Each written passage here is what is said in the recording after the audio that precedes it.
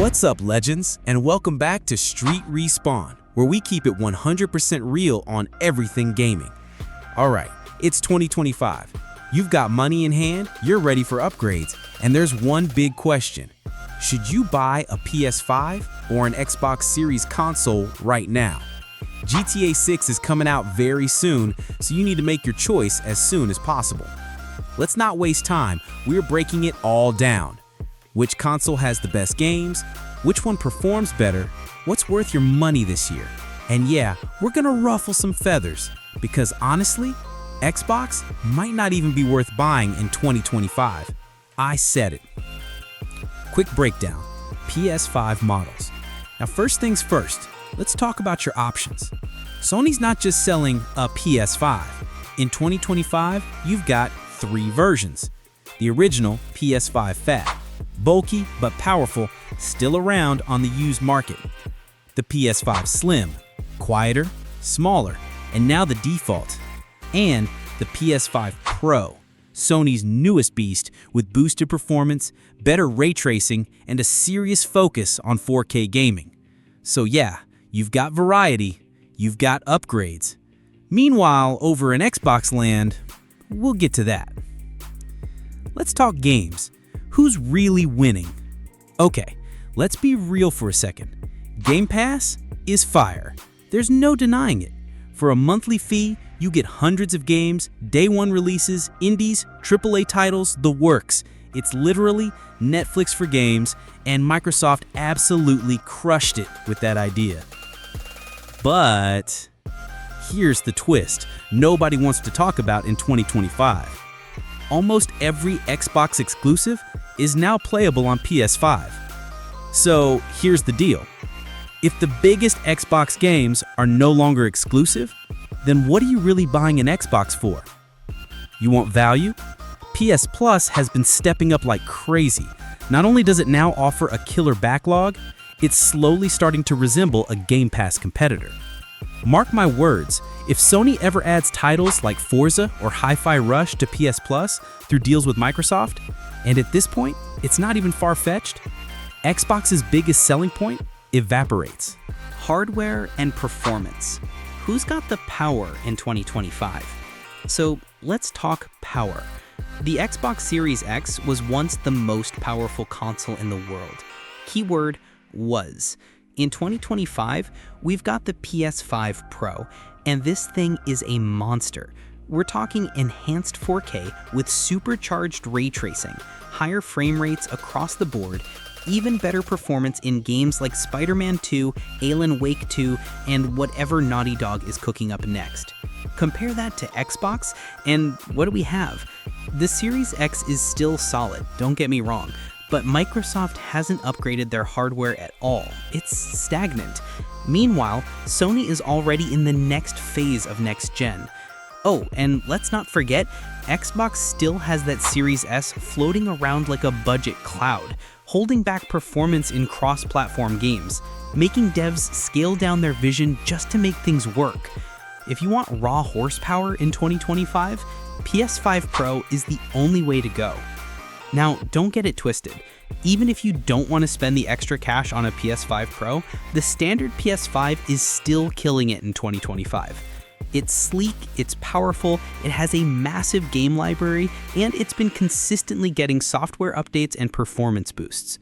You get incredible first-party games, next-gen graphics, faster load times, and that super satisfying DualSense controller. And let's be honest, it just looks better than a fridge-shaped Xbox. Meanwhile, over on Team Xbox, yeah, things aren't looking so great right now. Let me break it down. Microsoft is reportedly working on over 40 games. Sounds impressive, right? But here's the kicker. They've laid off almost half the key people behind those projects. In the past few months alone, they shut down the studio behind Perfect Dark. Everwild canceled after a decade of development. A brand new project from the creators of The Elder Scrolls Online, gone. Nearly half the Forza Motorsport team let go. Even the Call of Duty division took hits. And yeah, the entire safety and platform quality department axed. How do you plan to deliver 40+ games when you're cutting the exact people who make them happen? Now, yes, they showed off some cool stuff recently.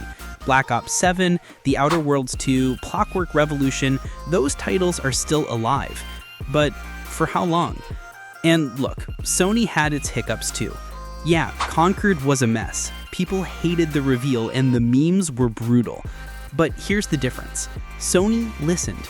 They've pivoted, cleaned house, and focused back on what matters, the single-player blockbusters that gamers actually want.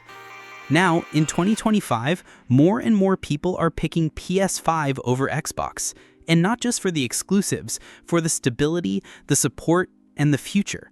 Because let's be real, when one company's laying off entire departments and canceling decade-long projects, and the others rolling out hits like Wolverine, Ghost of Tsushima 2, and Astrobot, the choice becomes pretty obvious. Gaming is about emotion, and PS5 delivers that. Let's take a step back. Forget specs, forget teraflops.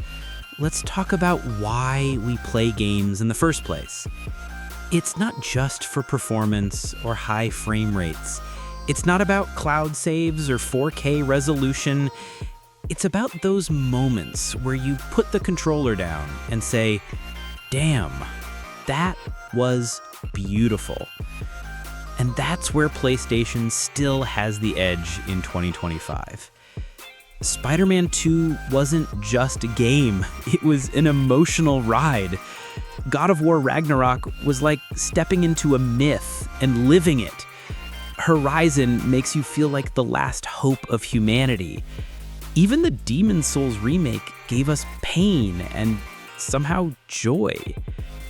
PlayStation knows how to make gaming feel like an event, like a movie premiere, like something you cancel plans for.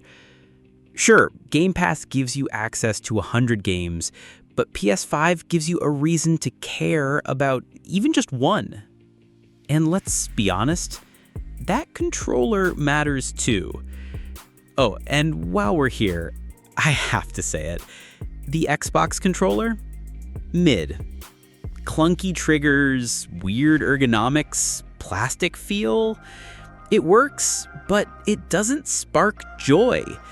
Meanwhile, the DualSense is pure magic. Adaptive triggers that push back during a boss fight. Haptic feedback so detailed, you feel the rain. Just holding it feels like the future. And once you get used to that, going back to Xbox just feels cheap. At the end of the day, look, if all you want is a buffet of games, sure, Game Pass is solid. But in 2025, we're all short on time. You don't need 200 games. You need 5 that matter. And PS5 delivers that over and over again. So, what do you think? Is Xbox really still worth it in 2025? Or is it just a subscription service floating in search of an identity? Has PlayStation already won this generation by doing what it always does, delivering games that hit you in the gut, not just fill up a library? I want to hear it all.